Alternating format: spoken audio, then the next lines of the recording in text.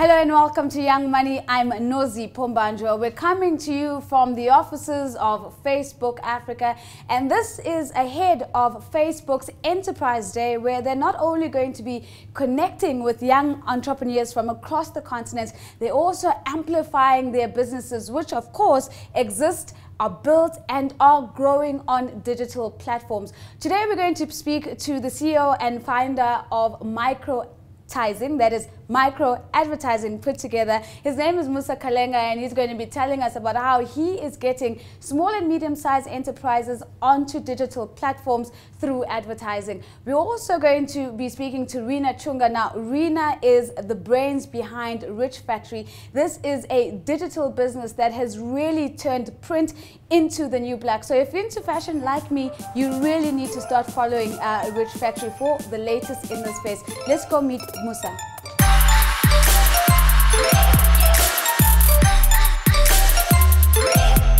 Microtizing, a very interesting catchy phrase and a catchy name. What does it actually mean and how did it come about? Yeah, microtizing is, some people say it's not consumer friendly, but it's a holding business and it's supposed to mean micro advertising. I see. So we kind of joined the two words, essentially to try and depict what our business is trying to do and trying to solve for. And essentially that's helping the digitally invisible economy get online and maximize on online advertising.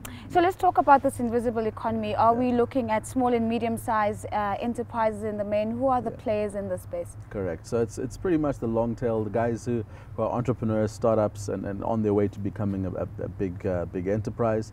Typically the guys would love to have the services of a big agency, but can't afford to pay retainer fees. Typically the guys who would like to be able to go to big media houses, but can't afford to take that extra 15% and pay for it as a markup, but they need the value, right? So they're in the phase of their business that they need to scale. They need to show value either to investors or they need to prove the business case for themselves. So I think they're value seekers at their core. But most of the time there's restrictions as far as what they can spend. Currently there are artificial barriers in the online advertising space. Some of it is education and some of it is cost. And those two things make it quite difficult for small and medium businesses to get online. And how do you vet or decide who you work with? Because I mean, I would assume anybody who hears you speaking about microtizing thinks, I need to get these guys in my corner, but is there a cutoff in terms of the people you work with? From a technical perspective, no, there isn't. But I think we like to discriminate based on readiness. And when I say readiness, is that the mentality and the leadership state of mind of small businesses is very important. So if they've got an appreciation and an understanding of the opportunity, but they really don't know how to make it work, those are typically the kind of businesses we want to work with. We don't necessarily want to work with people that we're trying to convince about the value of online advertising. Because that takes up time and typically doesn't return. But there are lots of businesses who already understand that there's a huge opportunity. They understand that a big part of their market is already online, but they're just grappling with how to get into that space and how to target them on the online platforms. And I suppose that one of the biggest conversations around advertising is the return on investment, where people really want to see metrics that justify the spend. Is it easier on the online platform to be able to show the spend of dollar or rand on the business? What is easier on online platforms is to show data, so it's easier to get information. The big gap is turning that data into insight that is actually valuable to your business. So from a return perspective, there's a few things that you need to consider. One of them is where the business's life cycle is. So most businesses that come online for the first time are essentially going to be trying to get what we call vanity metrics. So in the online space or the social space, have people seen this? Have they liked it? Have they shared it? Have they commented on it? Right? I love that phrase, vanity metrics. I hadn't heard that one before. Okay. Yeah, because it's kind of ego related, so you want to make yourself feel good about the fact that people have seen your stuff. That's not where the value ends, because from that point of view, we're simply dealing with awareness. So people may know that you exist, but you haven't qualified them as a lead, you haven't understood their journey, you haven't been able to position yourself.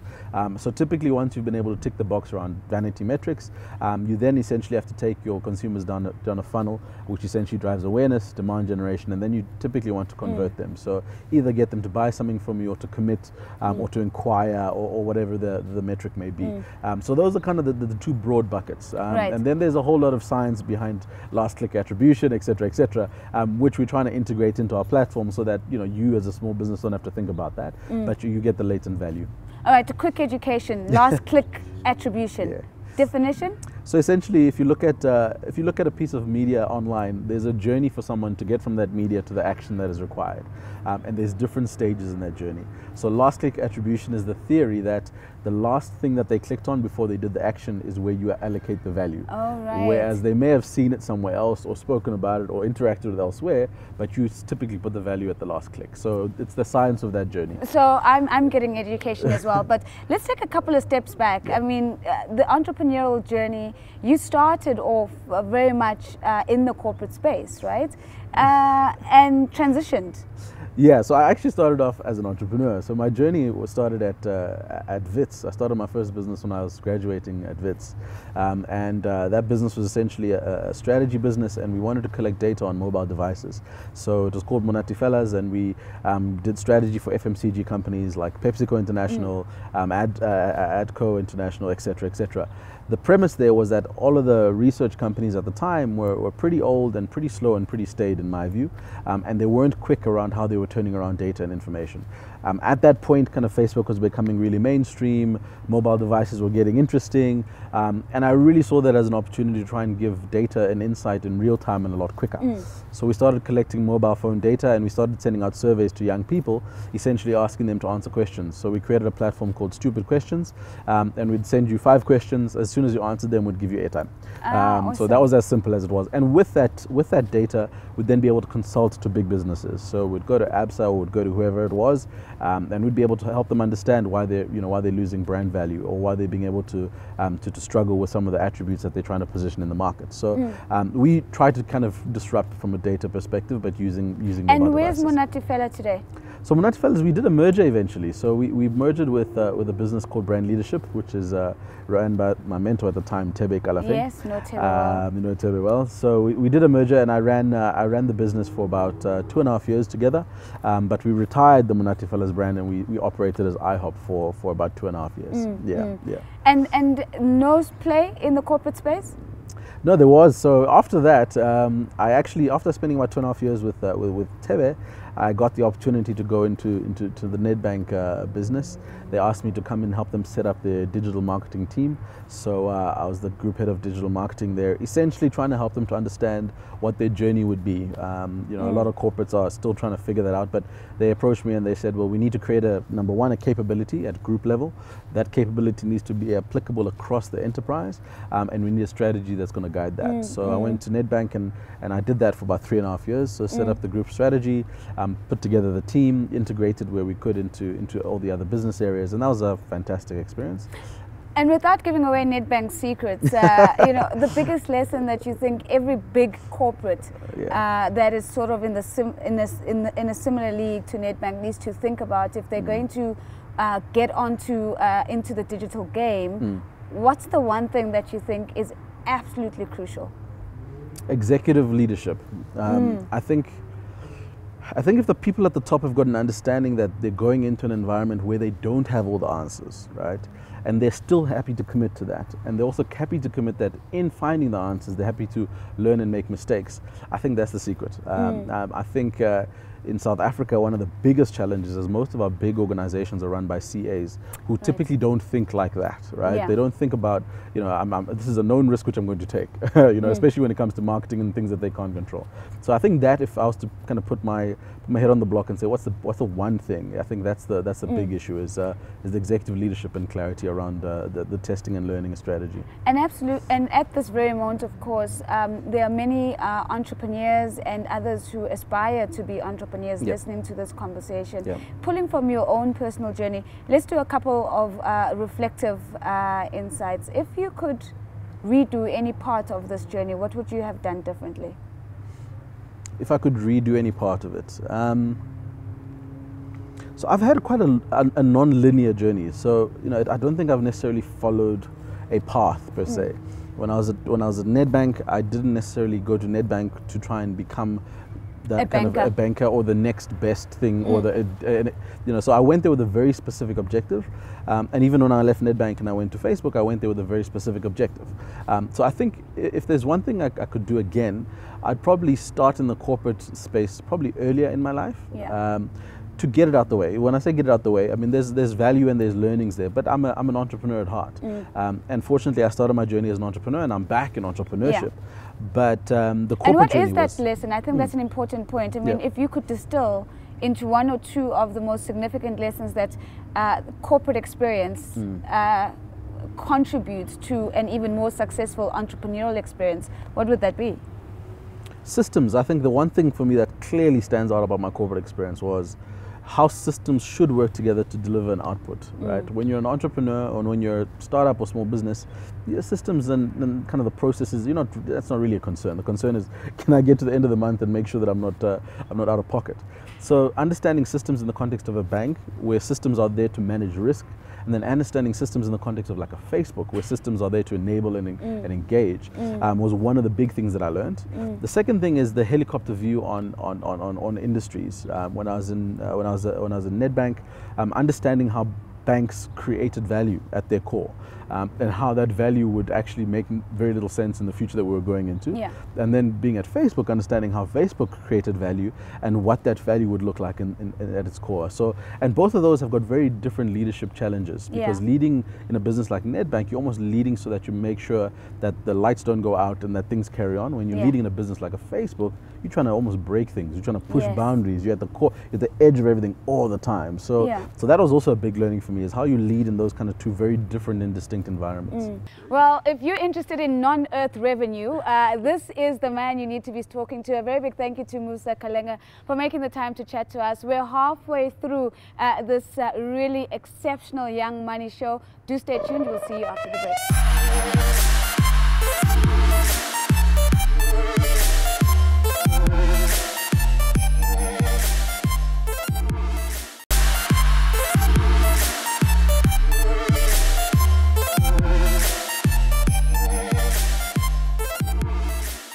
Let's talk about Rich Factory.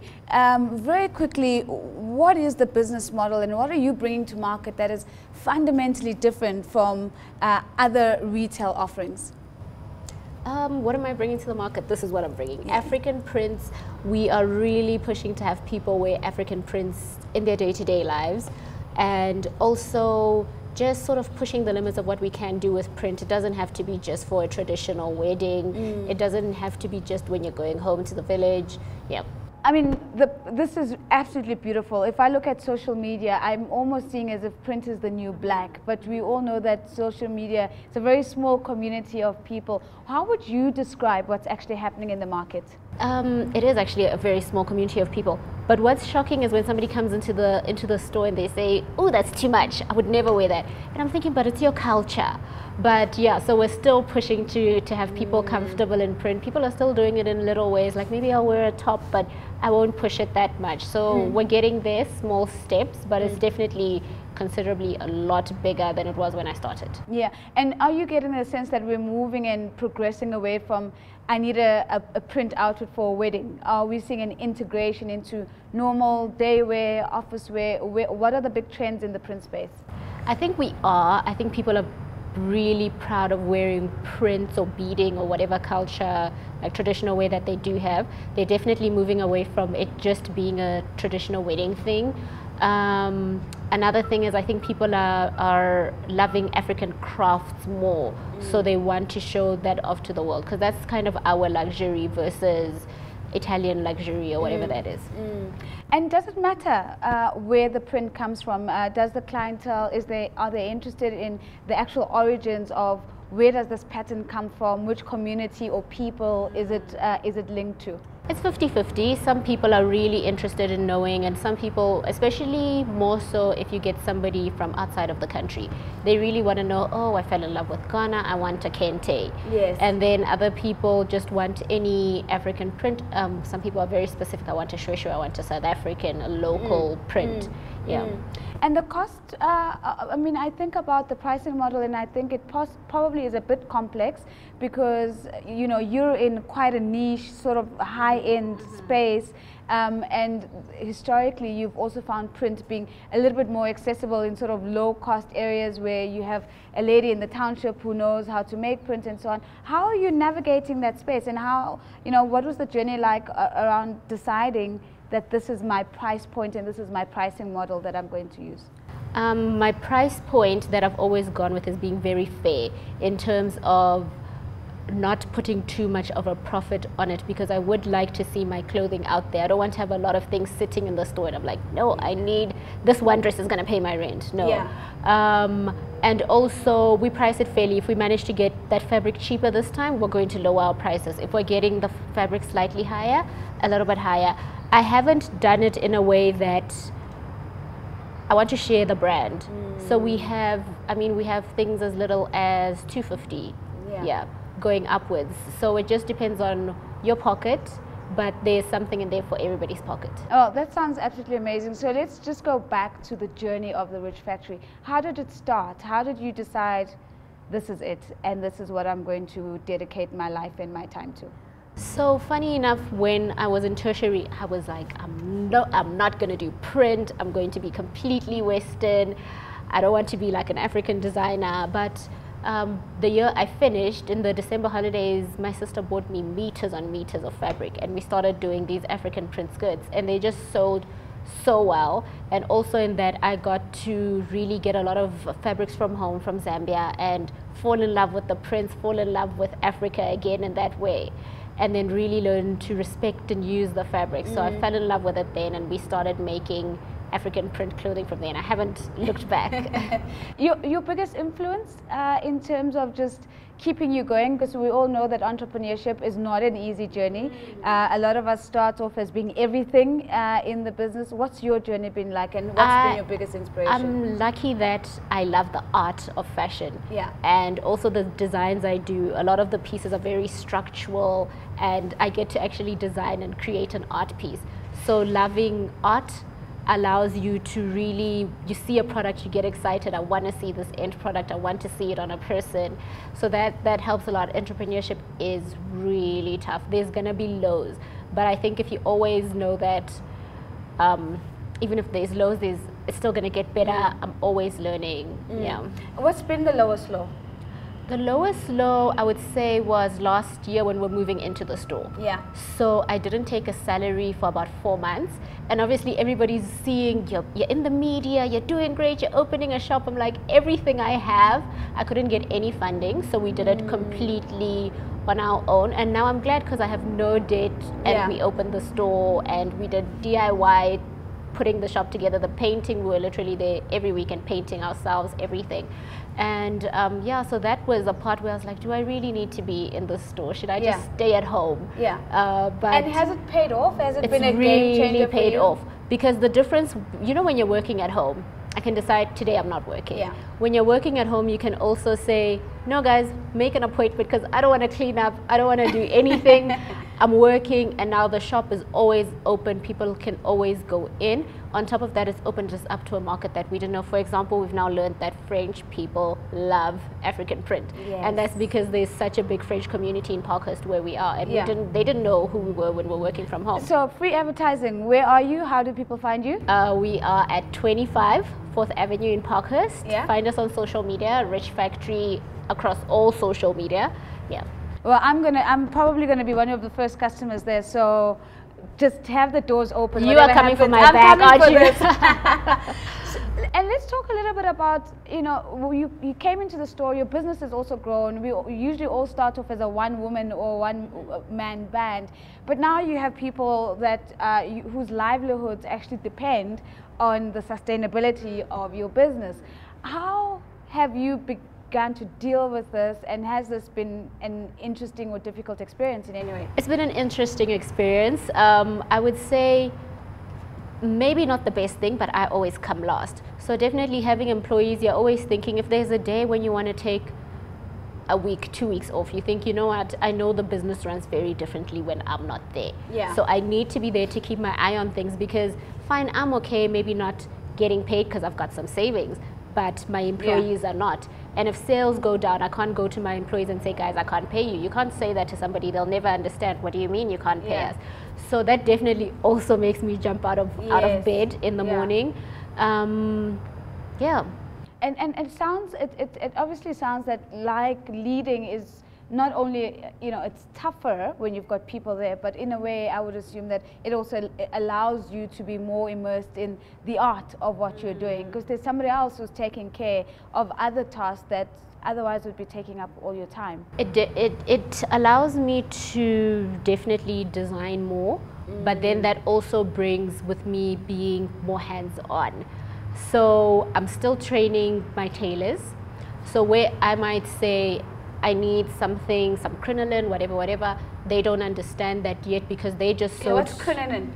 Okay. What is crinoline? Crinoline, I was definitely using the wrong term, but it's something that goes under a dress. Okay, so let's say I want to sculpt something and build the shape. I then have to make the pattern because they just know the sewing and the sewing and the sewing. Right. So I'm still trying to teach them that side of things. Yeah. At this point, I'm still very hands-on. I'm still cutting. There isn't a garment that goes out that I don't lay my hands on, whether I'm cutting, creating patterns, or checking all the threads and all of that after it's done.